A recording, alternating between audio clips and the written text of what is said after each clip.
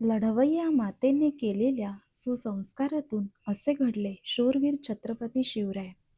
हिंदवी स्वराज्याचे संस्थापक छत्रपती शिवराय यांची जयंती आपण सारे 19 फेब्रुवारीला मोठ्या जल्लोषात अन अपूर्व उत्साहात साजरी करतो.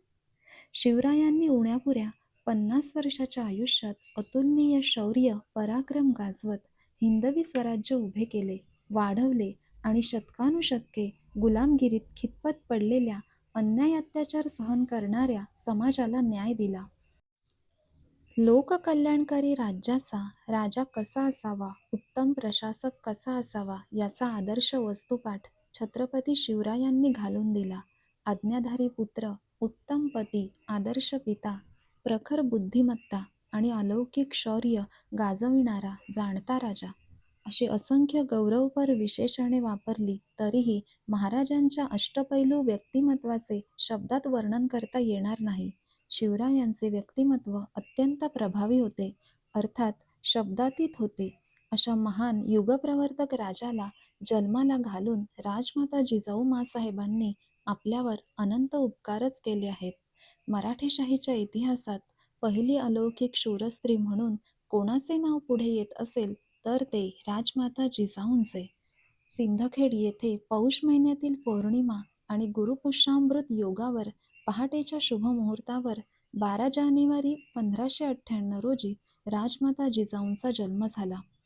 बालपणीच त्यांना घोड्यावर बसणे, रपेट मारणे, हत्तीच्या अंबारीत बसून भालाफेकी करणे, निरनिराळी शस्त्रे चालविणे आदींचे प्रशिक्षण देण्यात आले होते. पुढे शहाजीराजेंशी विवाह होऊन 19 फेब्रुवारी 1630ला शिवनेरी किल्ल्यावर त्यांच्या पोटी शिवरायांचा जन्म झाला. बालशिवाजीला जिजाऊ साहेबांनी आपल्या सुसंस्कारांनी घडविले याची साक्ष इतिहास देतो. राजमातेची ही सर्वात मोठी कामगिरी आहे.